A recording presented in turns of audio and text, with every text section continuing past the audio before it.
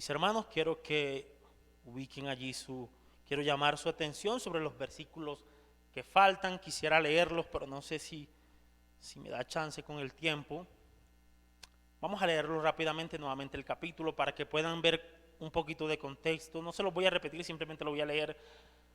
Capítulo 8 dice la palabra: vino a mí palabra de Jehová de los ejércitos, diciendo: así ha dicho Jehová de los ejércitos, celé a Sión con gran celo y con gran ira la celé. Así dice Jehová: yo he restaurado a Sión y moraré en medio de Jerusalén, y Jerusalén será llamada ciudad de la verdad, y el monte de Jehová de los ejércitos, monte de santidad. Versículo 4: así ha dicho Jehová de los ejércitos: aún han de morar ancianos y ancianas en las calles de Jerusalén, cada cual con bordón o con un bastón en su mano, por la multitud de los días. Y las calles de la ciudad estarán llenas de muchachos y muchachas que jugarán en ellas. Así dice Jehová de los ejércitos: si esto parecerá maravilloso a los ojos del remanente de este pueblo en aquellos días, también será maravilloso delante de mis ojos, dice Jehová de los ejércitos. Verso 7: así ha dicho Jehová de los ejércitos: he aquí yo salvo a mi pueblo de la tierra del oriente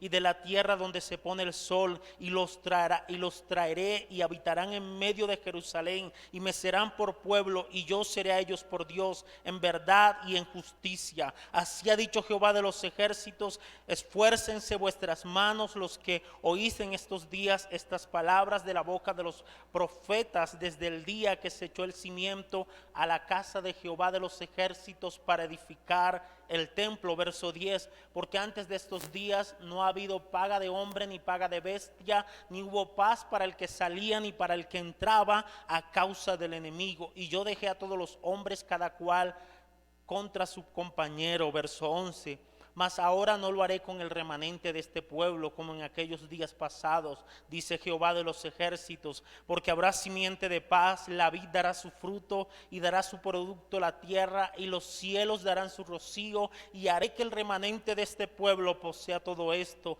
Y sucederá como fuisteis maldición entre las naciones, oh casa de Judá y casa de Israel, así os salvaré y seréis bendición. No temáis, mas esfuércense vuestras manos. Versículo 14. Y le voy a bajar la velocidad. Porque así ha dicho Jehová de los ejércitos: como pensé haceros mal cuando vuestros padres me provocaron a ira, dice Jehová de los ejércitos, y no me arrepentí, así al contrario he pensado hacer bien a Jerusalén y a la casa de Judá en estos días. No temáis, estas son las cosas que habéis de hacer: hablad verdad cada cual con su prójimo, juzgad según la verdad, y lo conducente a la paz en vuestras puertas. Y ninguno de vosotros piense mal en su corazón contra su prójimo, ni améis el juramento falso, porque todas estas son cosas que aborrezco, dice Jehová. Vino a mi palabra de Jehová de los ejércitos, diciendo: así ha dicho Jehová de los ejércitos: el ayuno del cuarto mes, el ayuno del quinto, el ayuno del séptimo y el ayuno del 10º se convertirán para la casa de Judá en gozo y alegría y en festivas solemnidades. Amad pues la verdad y la paz. Así ha dicho Jehová de los ejércitos: aún vendrán pueblos y habitantes de muchas ciudades, y vendrán los habitantes de una ciudad a otra y dirán: vamos a implorar el favor de Jehová y a buscar a Jehová de los ejércitos. Yo también iré, dice Zacarías, y vendrán muchos pueblos y fuertes naciones a buscar a Jehová de los ejércitos en Jerusalén y a implorar el favor de Jehová. Así ha dicho Jehová de los ejércitos: en aquellos días acontecerá que 10 hombres de las naciones de toda lengua tomarán del manto a un judío, diciendo: iremos con vosotros, porque hemos oído que Dios está con vosotros. El Señor añada bendición a su palabra y se agrade en usarla para su gloria y para bendecir nuestras vidas. Mis hermanos, una pregunta: ¿cuántos de ustedes al abrir la Biblia saben que lo que está allí es palabra de Dios? Amén. Amén. Me alegra porque vienen con mucha energía hoy, lo siento bien ahí, gracias al Señor por eso. Otra pregunta, ¿cuántos de ustedes son conscientes que lo que contiene la Biblia es palabra de Dios? Amén, qué bueno. ¿Leen ustedes la Biblia con la conciencia o siendo conscientes que lo que está allí es palabra de Dios?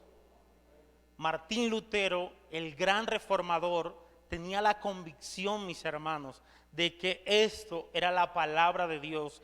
Y en cierta ocasión en la historia se enfrentó al Papa, a la máxima autoridad de la Iglesia Católica en ese momento, y bueno, en estos momentos también, y le dijo: Su Majestad el Papa no está por encima de la palabra de Dios. Queridos hermanos y amigos, lo que ustedes ven aquí, mis hermanos, lo que ustedes ven en mi mano, lo que ustedes tienen en su mano, o lo que algunos tienen en su celular, es palabra de Dios, es palabra inspirada por Dios. El autor de Hebreos en el capítulo 1, versículos 1 y 2 dice lo siguiente: Dios, habiendo hablado muchas veces y de muchas maneras en otro tiempo a los padres por los profetas, en estos postreros días nos ha hablado por el Hijo, a quien constituyó heredero de todo y por quien asimismo hizo el universo.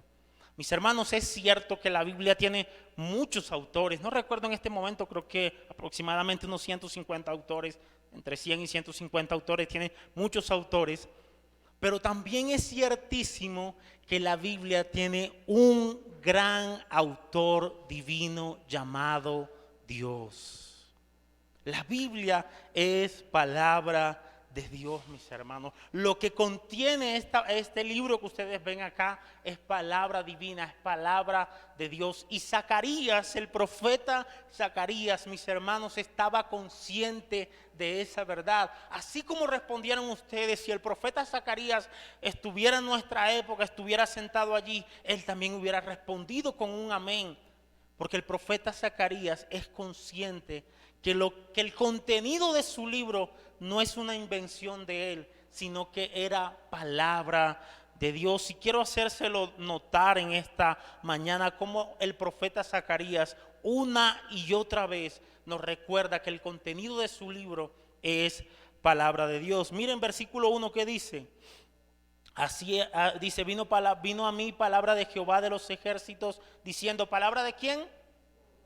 De Dios. Versículo 3, así dice Jehová. ¿Quién lo dijo? Nuevamente, Zacarías no lo recuerda. Versículo 4, así ha dicho Jehová. Nuevamente, mis hermanos, Zacarías no lo recuerda. Versículo 6, así dice Jehová de los ejércitos. ¿Quién lo está diciendo? Nuevamente, Zacarías no lo recuerda. Versículo 7, así ha dicho Jehová de los ejércitos. ¿Quién lo dice, mis hermanos? Jehová, Dios de los ejércitos. Versículo 9, así ha dicho Jehová de los ejércitos. ¿Quién lo dice? ¿Quién está hablando? Zacarías una y otra vez. Versículo 19, así ha dicho Jehová de los ejércitos. Nuevamente el profeta Zacarías nos recuerda, mis hermanos, que el contenido de su libro es palabra de Dios. Versículo 20 dice, así ha dicho Jehová de los ejércitos. Nuevamente, versículo 23, así ha dicho Jehová de los ejércitos. Notan, mis hermanos, cuántas veces, muchas veces, repetidas veces, en un solo capítulo, el profeta Zacarías se encarga de recordarle a nuestra alma, de recordarle a su auditorio, que nosotros somos parte de ese auditorio, que el contenido de su libro es palabra de Dios, es palabra divina. El profeta, mis hermanos, no pierde de vista esto. Y quiera el Señor ayudarnos para que nosotros tampoco perdamos de vista que el contenido de la Biblia, que el contenido de este libro es palabra de nuestro buen Dios. Así que Dios nos ayude para que no perdamos de vista esto. Zacarías no lo pierde de vista.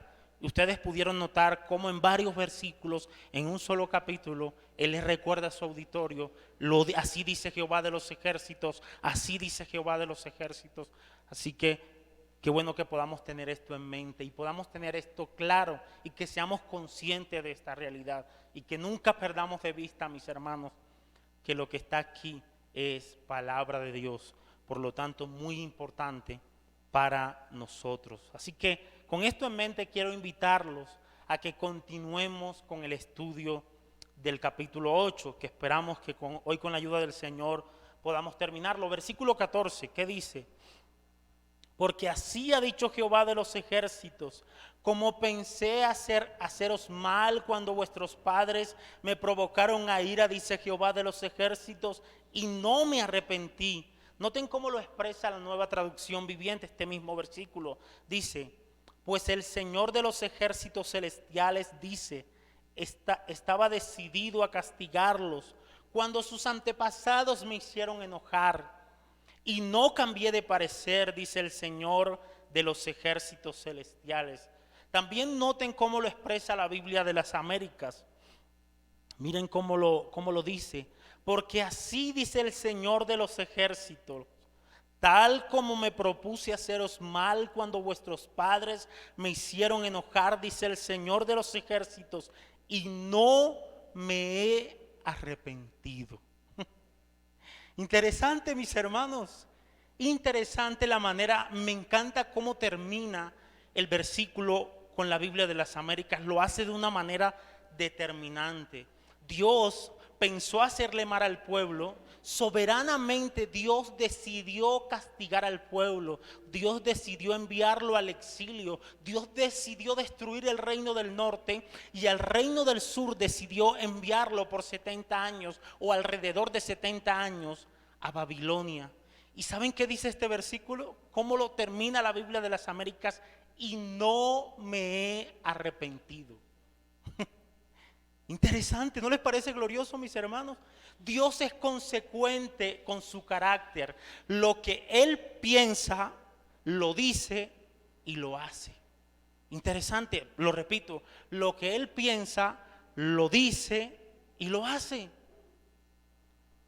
Y en eso no hay margen de error. En Él no hay margen de error. Dios no es como nosotros. Dios no actúa de manera apresurada, mis hermanos. Nosotros pudiéramos decir, me pasé con el hermano Monty, lo traté fuerte.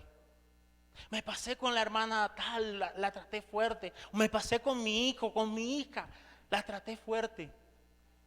No estuvo bien. Pero en el Señor no sucede así, mis hermanos. En el Señor no sucede así. Lo que Él piensa, lo dice y lo hace y está totalmente bien. No hay margen de error en eso. Por lo tanto, no tiene de qué arrepentirse. Dios es sabio y en su sabiduría decidió hacer eso. Dios es soberano y en su soberanía decidió hacer eso. Es más, Dios es justo y el pueblo se merecía eso.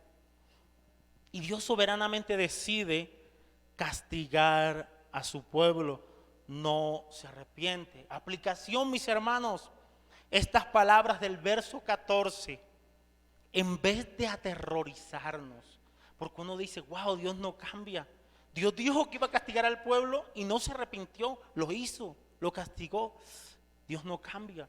Bueno, mis hermanos, en vez de estas palabras aterrorizarnos, deberíamos alegrarnos, porque tenemos un Dios inmutable, un Dios perfecto, un Dios que no se equivoca, un Dios completo, perfecto. No sé cómo expresarlo, mis hermanos, pero deberíamos alegrarnos al escuchar estas palabras del verso 14. Es más, mis hermanos, si nosotros estudiamos el contexto de nuestro pasaje, nos daríamos cuenta que las palabras del versículo 14, no, en su contexto, no tienen la intención de aterrorizar al pueblo, sino más bien de animarlo.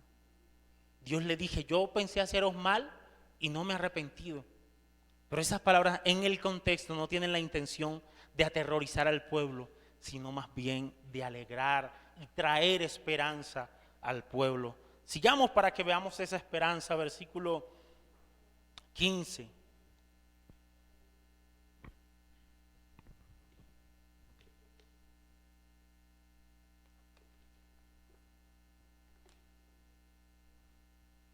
Dice, así ¿al contrario de qué? Dios había pensado que hacerle mal al pueblo. Bueno, al contrario de eso, al contrario, he pensado hacer bien ¿a quién? A Jerusalén y a la casa de Judá en estos días. ¿Y cómo le dice el pueblo? No temáis. Antes de seguir allí con lo que tengo ahí en mis escritos, pensaba esta mañana y yo decía, recuerdo cuando mi papá me pegaba unas limpias, bueno, no sé cómo le llaman acá, bueno, me golpeaba porque corrigiéndome, porque me había portado mal. Y luego que me pegaba, él me llamaba para consentirme. ¿Y qué creen que ustedes, qué creen que pasaba en mi corazón? Pues no iba con wow, feliz, sino que iba con cierto susto en mi corazón y con cierto miedo en mi corazón, porque ya él me había pegado, él me había corregido. Iba como asustado, pero no, tranquilo, ven, no temas. Uno pensaba que esas palabras eran irónicas y que posiblemente le costaría otra limpia más, pero me acercaba y sabía uno que, bueno, el papá ya lo iba a consentir. Bueno, mis hermanos, algo parecido está pasando con el pueblo. Dios lo había castigado al pueblo, Dios había reprendido al pueblo, pero ahora en este momento les dice, tranquilo, no temáis, porque yo he pensado hacerles bien. Y miren cómo lo expresa la Nueva Traducción Viviente. Sin embargo, ahora estoy decidido a bendecir a Jerusalén y al pueblo de Judá, así que no tengan miedo. Mis hermanos, qué verso tan hermoso. El Dios inmutable, el Dios que no cambia, el Dios que sigue siendo el mismo de ayer, de hoy y por los siglos de los siglos. El Dios en el cual no hay mudanza ni sombra de variación. Ha dicho, mis hermanos, ha determinado bendecir a su pueblo. Qué gloriosas palabras, mis hermanos, y qué alentadoras palabras para el auditorio de Zacarías. Recordemos que el auditorio de Zacarías era un pueblo con muchos temores, mis hermanos. Era un pueblo que la estaba pasando mal. Era un pueblo que había venido del cautiverio, de estar cautivo en Babilonia. Era un pueblo, mis hermanos, que tenía malas cosechas. Era un pueblo que tenía un templo inconcluso. No había terminado la obra del templo. Incluso era un pueblo que seguía pensando que Dios estaba airado con ellos. O más bien que Dios seguía airado con ellos. Pero en este momento Zacarías le está diciendo a ese auditorio, no temáis, porque Dios ha determinado, Dios ha decidido bendecirlos. Qué alentadoras palabras, mis hermanos, para este pueblo. Qué alentadoras palabras para este pueblo. Spurgeon dice algo que encaja perfectamente en lo que estamos hablando. Él dice lo siguiente: Dios puede castigar y corregir, y lo hace. Dios puede castigar y corregir, pero no puede abandonar. Dice, puede en fidelidad, en su fidelidad, reprender, pero nunca dejar de amar. Mis hermanos, Dios había reprendido a este pueblo, Dios había castigado a este pueblo, pero Él seguía amándolo. Él seguía amándolo y estaba decidido a bendecir a su pueblo. Mis hermanos, qué alentadoras palabras para este pueblo, de verdad que sí, qué alentadoras palabras. Aplicación, mis hermanos, el pueblo pensaba que Dios estaba irado contra ellos. Y no solamente eso le pasa al pueblo, también nos pasa a nosotros. En ocasiones nosotros pensamos que Dios está molesto con nosotros, que Dios está irado con nosotros.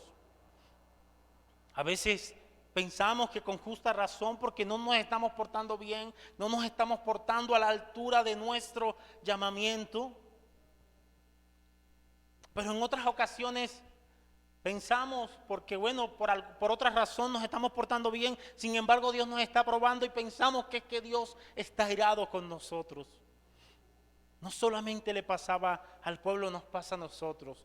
Pero cuando te pase eso, mi hermano, mi hermana, ve al trono de la gracia, ve a la palabra cuantas veces puedas y recuérdale a tu alma que ahora estás en Cristo. Y en Cristo Dios ha prometido bendecirte con toda bendición espiritual en los lugares celestiales en Cristo Jesús. Recuérdale a tu alma que Dios ha prometido estar contigo todos los días de tu vida, si así fuere posible. Recuérdale a tu alma que ni la muerte, ni ángeles, ni potestades, ni lo alto, ni lo profundo, ni tú mismo, ni yo mismo nos podrán separar del amor de Dios que es en Cristo Jesús, Señor nuestro. Recuérdale a tu alma eso, mi hermano, mi hermana. Recuérdale a tu alma esas cosas. Versículo 16.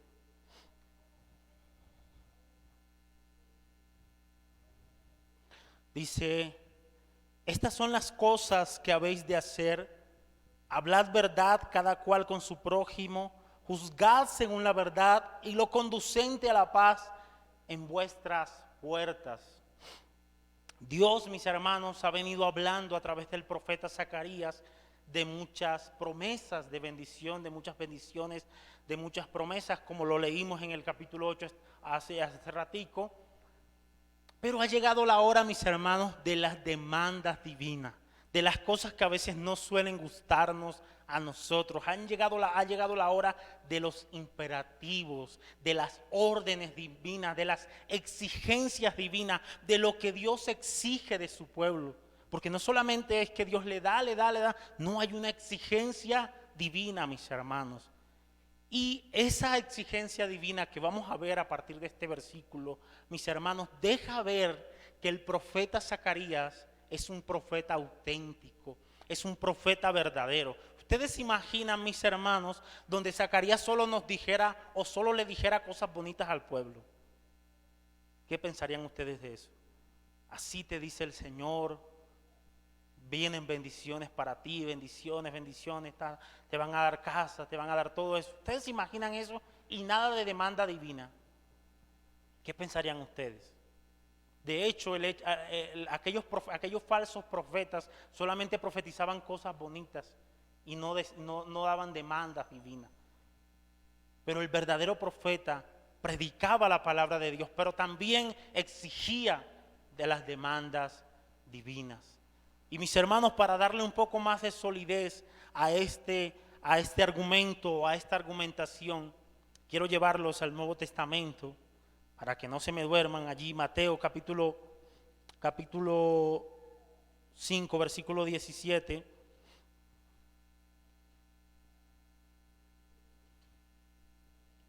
Mateo capítulo 5, para que vean ustedes que un verdadero profeta, el gran profeta Amy, el gran profeta de profetas llamado Cristo Jesús, también hizo exigencias a su pueblo. Capítulo 5, versículo 17 al 20, miren lo que dice. Para que ustedes vean, 5, 17 al 20 dice: no penséis que he venido para abrogar la ley, está hablando Cristo. No penséis que he venido para abrogar la ley o los profetas. No he venido para abrogarla, sino ¿para qué? Para cumplir. Porque de cierto os digo que hasta que pase el cielo y la tierra, ni una jota ni una tilde pasará de la ley hasta que todo se haya cumplido. De manera que cualquiera que quebrante uno de estos mandamientos muy pequeños, así enseña a los hombres, muy pequeño será llamado en el reino de los cielos. Mas cualquiera que lo haga y los enseñe, este será llamado grande en el reino de los cielos. Porque os digo que si vuestra justicia no fuere mayor, miren lo que dice. Tremenda exigencia. ¿Recuerdan a los fariseos? Miren lo que dice: porque os digo que si vuestra justicia no fuere mayor que la de los escribas y fariseos, no entraréis en el reino de los cielos. ¿Notan la exigencia del gran profeta llamado Jesucristo? Ahora quiero que lean en ese mismo capítulo los versículos 22 y 23. Dice: pero yo os digo que cualquiera que se enoje contra su hermano, dice: oísteis que fue dicho a los antiguos, no matarás, y cualquiera que matare será culpable de juicio. Pero yo os digo que cualquiera que se enoje contra su hermano será culpable de juicio, y cualquiera que diga necio a su hermano será culpable ante el concilio, y cualquiera que le diga fatuo quedará expuesto al infierno de fuego. Por tanto, no, perdón, ahora después del 22 quiero que salten al versículo 27. Dice: oísteis que fue dicho, no cometerás adulterio, pero yo os digo que cualquiera que mira a una mujer para codiciarla, ya adulteró con ella en su corazón. Nota, mis hermanos, la exigencia de este profeta, o más bien no de este profeta, no de cualquier profeta, del gran profeta llamado Jesucristo. Jesucristo también hizo exigencias, y tremendas exigencias. Bueno, eso deja ver que Zacarías era un verdadero profeta. Volvamos allí a Zacarías, mis hermanos. Volvamos a Zacarías y sigamos considerando esas demandas o esas exigencias. Miren cómo comienza el verso. Dice: estas son las cosas que habéis de hacer. ¿Qué debe hacer el pueblo? Bueno, ahorita lo vamos a ver. El verso comienza: estas son las cosas que habéis de hacer. Y aquí quiero que estén muy atentos, mis hermanos, porque esta parte me parece bien interesante. Aquí, mis hermanos, claramente encontramos un llamado ¿a qué? A la obediencia. Claramente encontramos un llamado a la obediencia, mis hermanos, y la obediencia siempre, en todos los tiempos, mis hermanos, la obediencia es algo importante entre la relación del hombre con Dios, siempre. Incluso, mis hermanos, hubo un llamado a la obediencia antes de la caída. Quiero repetir esto: hubo un llamado a la obediencia antes de la caída. Dicho de otra manera, antes de que existiera el pecado en esta tierra, ya había un llamado a la obediencia. ¿Ustedes recuerdan a Adán y a Eva?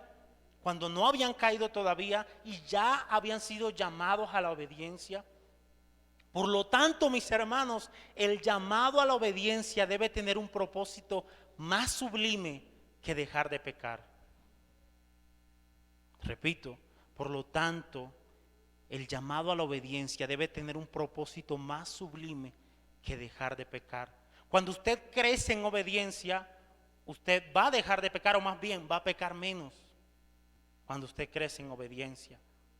Pero hay algo más sublime en esto, mis hermanos. Mi punto no es, en este momento, es mostrarles un propósito más sublime en obedecer que el dejar de pecar. Recuerden, Adán y Eva no habían pecado y fueron llamados a la obediencia. Mis hermanos, y el propósito, por el contexto de Génesis y por el contexto de toda la Escritura, yo creo firmemente que el propósito que Dios tenía con ese llamado a la obediencia era que Adán y Eva reflejaran su gloria, reflejaran su imagen, reflejaran la imagen del Dios invisible. Por lo tanto, mis hermanos, cuando usted sea obediente, en vez de decir, wow, estoy dejando de pecar, pueda decir, wow, estoy reflejando más a mi Salvador, estoy reflejando más a mi Dios, estoy siendo un reflejo del Señor. Y pensando en esto, mis hermanos, cuando ustedes detallan las Escrituras, se darán cuenta de algo bien interesante. Que el principal propósito de nosotros como creyentes, o más bien la principal meta de nosotros como creyentes, mi hermana Odilia, mis hermanos, mis hermanas, no es ir al cielo. ¿Nos han enseñado durante mucho tiempo eso? Claro que sí. Pero nuestra principal meta no es ir al cielo. Nuestra principal meta es ser como Cristo. Y para ser como Cristo no hay que esperar morirse. Para ser como Cristo podemos empezar ahora, podemos empezar ya obedeciendo la santa palabra y conformándonos al precioso carácter de Cristo. Podemos empezar allá.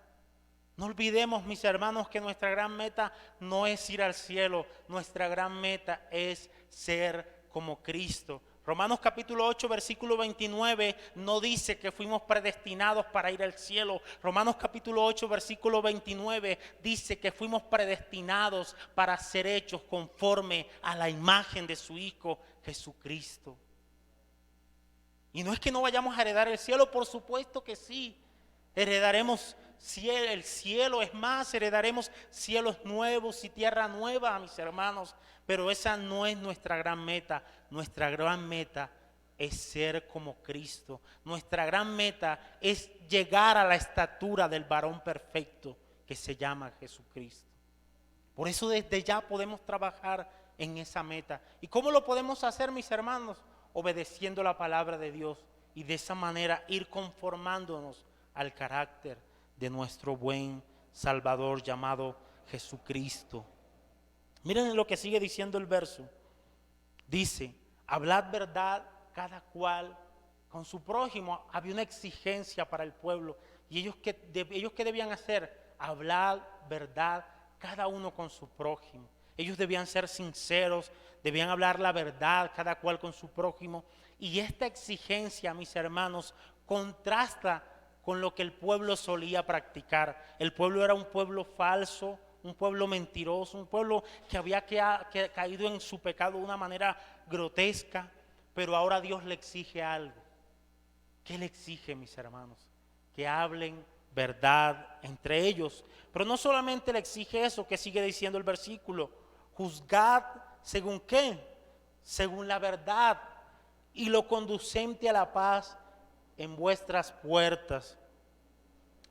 El pueblo en esta segunda exigencia, porque esta sería la segunda exigencia, es llamado a que sea justo, mis hermanos, a que traten justamente a su prójimo. Y ustedes recuerdan que el pueblo trataba de una manera cruel a su prójimo, de manera especial a los pobres de la nación. Bueno, ahora es llamado el pueblo a que trate a su prójimo, de una manera justa, de una manera equilibrada. De hecho, miren cómo lo expresa la Nueva Traducción Viviente. Dice, pero ustedes deben hacer lo siguiente: digan la verdad unos a otros. En sus tribunales pronuncien veredictos que sean justos y que conduzcan a la paz. El pueblo, mis hermanos, debía comportarse de una manera justa que llevara al pueblo a la paz y no a los conflictos y no a las discordias. El pueblo debía comportarse de manera justa, de manera verdadera, y esto iba a traer grandes beneficios al pueblo. Versículo 17 dice, y ninguno de vosotros piense mal en su corazón contra su prójimo, ni améis el juramento falso. En este versículo, mis hermanos, encontramos la tercera y cuarta exigencia. Hay 4 exigencias, 2 en el versículo 16 y 2 en el versículo 17. Quiero que vean la tercera exigencia. Dice, y ninguno de vosotros piense mal en su corazón contra su prójimo. ¿Usted se imagina, mis hermanos, si en Colombia aplicáramos eso? Pudiéramos caminar por el Diana Turbay tranquilamente a la 1 de la mañana, sin temor a que nos robaran, sin temor a que nos hicieran daño. ¿Usted se imagina donde el pueblo ponga en práctica esta exigencia? Bueno, mis hermanos, lamentablemente debemos decir que de este lado de la gloria no vamos en su totalidad, aunque podemos en parte cumplir esta exigencia. Esa exigencia solo va a poder ser posible o la podremos cumplir en su totalidad en los cielos nuevos y tierra nueva, no de este lado de la gloria. Sin embargo, imagínense que Santiago capítulo 4 versículo 1, se lo voy a parafrasear, dice que la guerra y los pleitos vienen de las pasiones que combaten en el cuerpo, y esas pasiones son el resultado de lo que piensa el hombre contra su prójimo. ¿De dónde vienen las guerras? De las pasiones que combaten en el cuerpo. ¿De dónde vienen los pleitos? Bueno, usted se imagina, mi hermano, mi hermana, que ninguno pensara mal contra su prójimo, se acabarían en los pleitos, las peleas, las discordias y muchas otras cosas más. Bendito ese día, mis hermanos, cuando estemos en los cielos nuevos y tierra nueva, donde estas exigencias puedan ser cumplidas en su totalidad. Sin embargo, ahora ya, mis hermanos, nosotros debemos esforzarnos en cumplir esas exigencias. Cuarta exigencia, dice, ni améis el juramento falso. Y esta cuarta exigencia, mis hermanos, tiene que ver con el tercer mandamiento. Recuerden de no tomar el nombre de quién en vano, de Dios. Por lo tanto, mis hermanos, las primeras tres exigencias tienen que ver con la relación del pueblo con su prójimo, pero esta cuarta exigencia tiene que ver con la relación del hombre con Dios. Por lo tanto, mis hermanos, Dios quiere un estilo de vida en su pueblo que no dañe a su prójimo y que le agrade a Él. El verso termina diciendo que Dios aborrece todas esas cosas. Dios sigue aborreciendo el pecado, mis hermanos.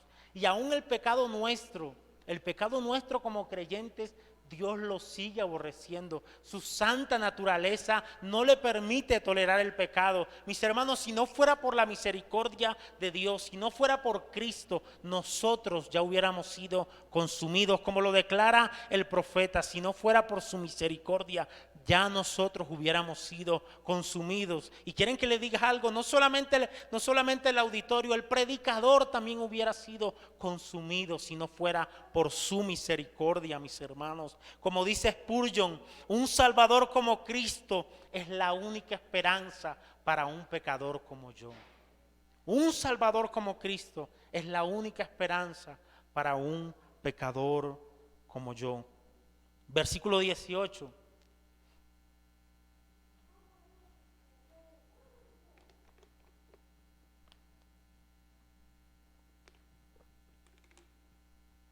Dice, vino a mí palabra de Jehová de los ejércitos diciendo, el profeta nuevamente nos recuerda, mis hermanos, que el contenido de su profecía es de origen divino.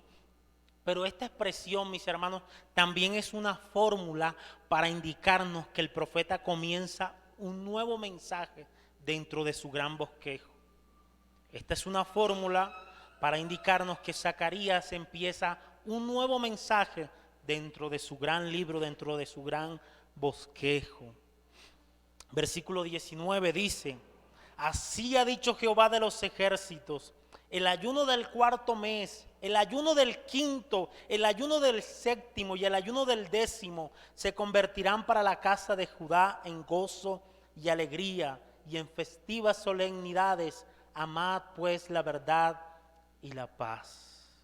Mis hermanos, ustedes recuerdan que este capítulo 8 hace parte de una respuesta a una delegación que vino de Betel. La delegación que vino de Betel aparece en el capítulo 7, en los primeros 2 versículos, si no estoy mal. Y esa delegación que vino de Betel vino a hacer una pregunta a los sacerdotes. ¿Qué les vino a preguntar? Ellos vinieron a preguntar para ver si podían seguir guardando los ayunos del quinto, del quinto y del séptimo mes. Bueno, en respuesta a eso viene todo el capítulo 7, pero también viene todo el capítulo 8. Y aquí, mis hermanos, justo en este versículo aparece la respuesta del profeta, de una manera particular a esa delegación. Ustedes recuerdan, mis hermanos, que esos ayunos tenían el propósito de recordar momentos tristes de la historia de Israel. De hecho, en esos ayunos el pueblo se rasgaba sus vestidos, se echaba ceniza y expresaba un profundo dolor por todo lo que ellos estaban viviendo. Bueno, ustedes recuerdan eso, listo. En el capítulo 7 se hace mención de 2 ayunos, el del quinto y el del séptimo mes. En la respuesta de Zacarías hace mención de 2 más, el del cuarto y el del décimo mes. Recordemos también que esos ayunos no fueron instituidos por el Señor, sino que fueron puestos por ellos mismos. Por ejemplo, mis hermanos, el del cuarto mes, ¿qué recordaba? El pueblo recordaba la caída de los muros de Jerusalén. En ese cuarto mes, los babilonios habían abierto una brecha en los muros de Jerusalén, lo que significaba el principio del fin de la ciudad. Interesante, mis hermanos. De hecho, dice un comentarista que actualmente el día 17 del cuarto mes el pueblo judío sigue guardando ese ayuno. ¿Cómo la ven? Y ahorita vamos a ver que Dios les va a decir que dejaran de hacerlo. Pero bueno, así es el hombre, así somos nosotros, mis hermanos. El del quinto mes, el pueblo recordaba la caída de Jerusalén por manos de Nabucodonosor. En el ayuno del séptimo mes, el pueblo recordaba el asesinato de un líder del reino del sur llamado Gedalías. Y en el ayuno del mes décimo, prácticamente se recordaba el comienzo del asedio de Nabucodonosor a Jerusalén. El asunto es, mis hermanos, que todos estos ayunos eran motivos de tristeza y de profundo dolor. Pero ahora el Señor, por medio de Zacarías, le dice a este pueblo que va a cambiar esos ayunos que eran motivos de tristeza y de dolor en fiestas, en gozo, en alegría. Interesante, mis hermanos, bien interesante. En resumen, mis hermanos, lo que Zacarías le dice al pueblo es que deben dejar de practicar esos ayunos. O sea, en resumen, ellos vinieron preguntándole al pueblo, ¿debemos seguir practicando esos ayunos? ¿Qué le dice a Dios a través de Zacarías? Dejen de hacerlo. Ya no son necesarios. Es más, nunca fueron necesarios porque no fueron puestos por el Señor, fueron puestos por ellos mismos. Pero Dios le dice bondadosamente, amablemente, a través del profeta, ya no es necesario. Dejen de hacer esos ayunos. Y esos ayunos, mis hermanos, debemos decir que solamente dejaban ver la hipocresía y la falsa religiosidad del pueblo. Pero ahora Dios le dice, en esencia Dios le dice al pueblo, dejen de practicar esos ayunos y en vez practiquen la verdadera religión, la verdadera obediencia, que consiste en ¿qué? Amar la verdad y la misericordia. Notan, mis hermanos, cómo Dios de una manera magistral lleva al pueblo. Dejen de practicar esos ayunos que solamente es muestra de su falsa religiosidad y obedezcan verdaderamente, amando la verdad y amando la paz. Interesante, Dios da respuesta al pueblo de una manera bien especial. Versículos 20 al 23. Y en estos versículos, mis hermanos, en esta última parte del capítulo 8, hay un mensaje escatológico. Me explico, hay un mensaje que tiene que ver con los eventos de los últimos tiempos. Y según el Nuevo Testamento, según algunos versículos del Nuevo Testamento, los últimos tiempos comenzaron con la primera venida del Mesías. Repito, según el Nuevo Testamento, los últimos tiempos empezaron con la primera venida del Mesías. Pero este mensaje escatológico que vamos a ver en los versículos 20 al 23, mis hermanos, se conecta con la segunda parte del libro de Zacarías. Hay algunos estudiosos que dicen que en Zacarías hay dos libros. El primer libro está compuesto por los capítulos del 1 al 8, y el segundo libro está compuesto por los capítulos del 9 al 14. Es más, hay algunos atrevidamente, no comparto ese punto de vista, atrevidamente dicen que el primer libro de Zacarías lo escribió Zacarías, pero el segundo libro no lo escribió Zacarías.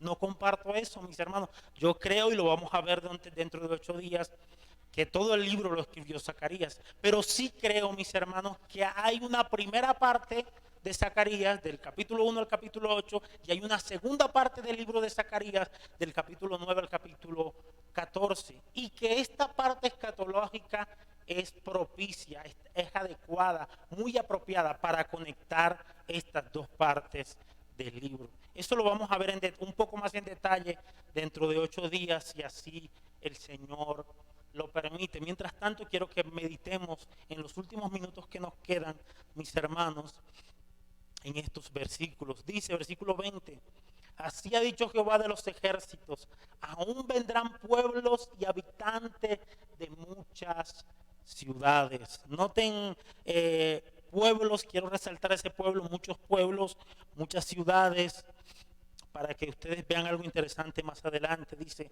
por lo que dice el resto de nuestro pasaje, esos pueblos y esas muchas naciones vendrán a Jerusalén. Y debo decirles, mis hermanos, que esas naciones eran gentiles. Desde hace mucho tiempo, mis hermanos, mis hermanas, ya Dios estaba pensando en un solo pueblo. En un solo pueblo. Ya Dios estaba pensando en nosotros, en la inclusión de nosotros como gentiles al pueblo de Dios. Versículo 21 dice, y vendrán los habitantes de una ciudad a otra y dirán, vamos a implorar el favor de Jehová y a buscar a Jehová de los ejércitos. Y Zacarías dice, yo también iré. Interesante. Si ustedes leen el capítulo 7, notarán que la delegación que vino de Betel vino a hacerle una pregunta al pueblo, pero dice que vino a implorar el favor de Jehová. Mis hermanos, ya no solamente sería la delegación de Betel, sería mucha gente, muchas naciones que vendrían a implorar el favor de Jehová. Dice, y vendrán los habitantes de una nación a otra y dirán, vamos a implorar el favor de Jehová y a buscar a Jehová de los ejércitos. El hecho de que estas naciones dijeran que vinieran a buscar el favor de Jehová implica, mis hermanos, que esa gente, que esas naciones, que esos muchos pueblos iban a reconocer que Dios era un ser bondadoso, un ser generoso, un ser misericordioso, porque usted no va a buscar un bien en un lugar donde usted sepa que es alguien malo, que no es generoso. Usted va a buscar el bien donde alguien que es bueno, que es generoso. En este caso se está hablando de quién, de Dios. Estas palabras, mis hermanos, esta expresión, vendrán los habitantes de una ciudad a otra y dirán, vamos a implorar el favor de Jehová, implica que esta gente debía reconocer, mis hermanos, debían entender que Dios era un Dios, es un Dios bondadoso y en gran manera misericordioso. Y también dice, y que iban a buscar a Jehová de los ejércitos.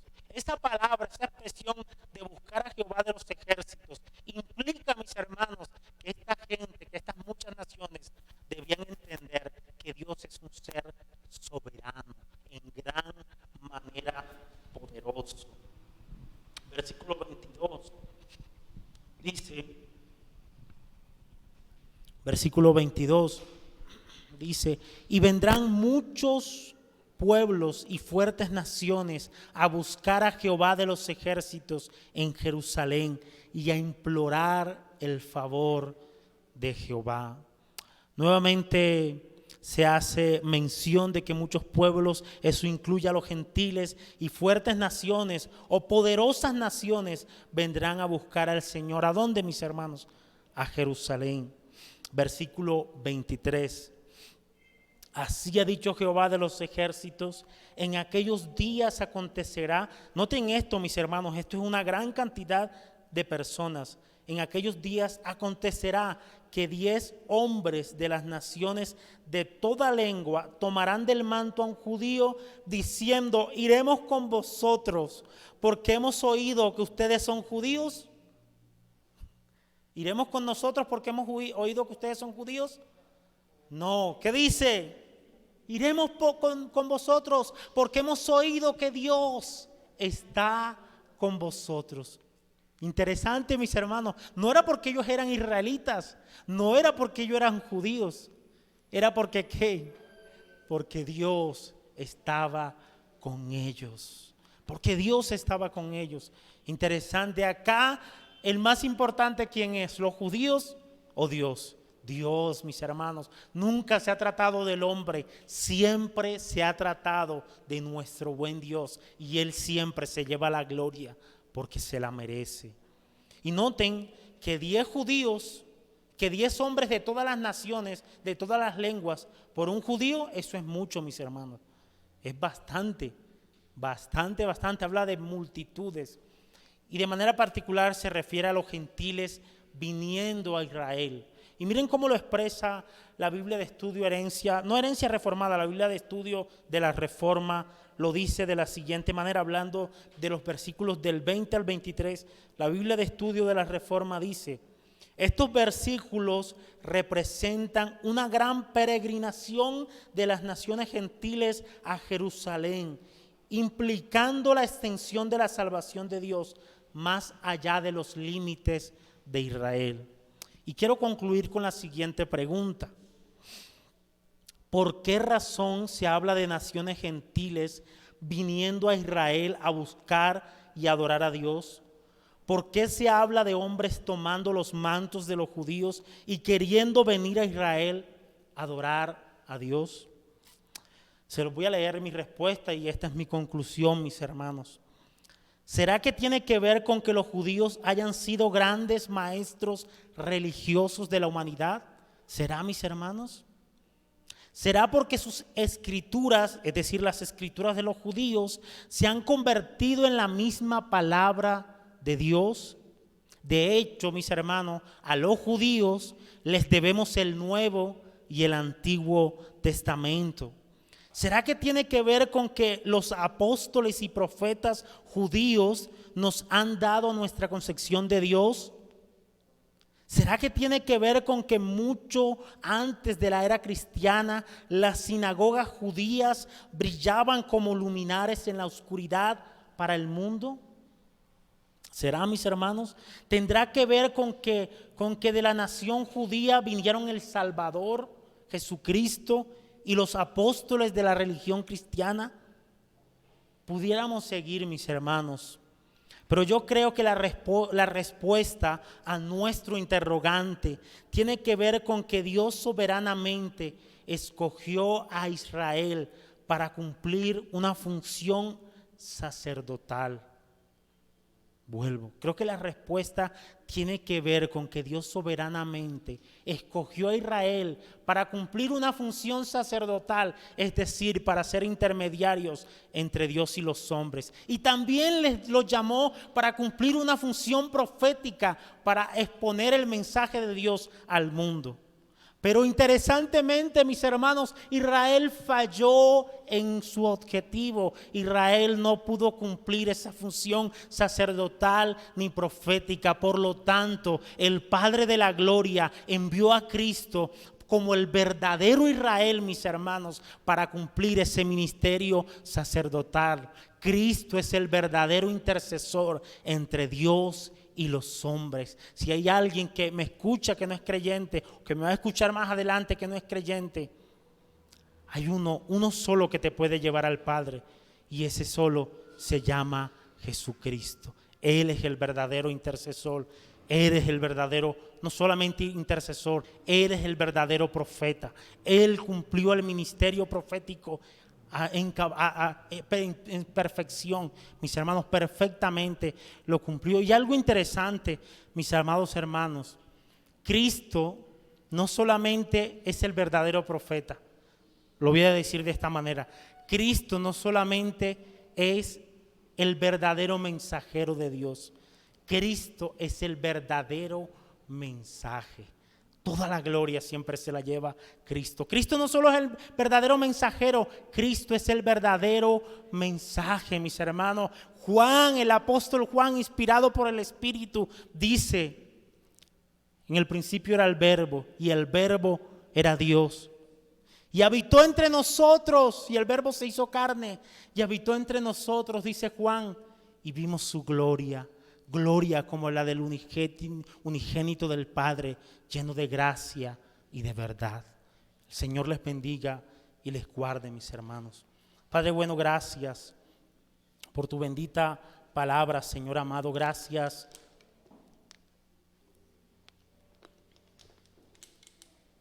porque en tu bendición, Señor, en tu gran amor, nos permites poder exponernos a ella. Yo espero, Señor, que tu palabra haya bendecido nuestros corazones de una manera poderosa y que sigamos meditando en este capítulo durante el día, durante la semana, y podamos seguir viendo las maravillas de tu ley. Usa tu palabra para la gloria de tu nombre y para el beneficio de tus hijos. Te lo pedimos, Señor, en el nombre de Jesús. Amén y amén.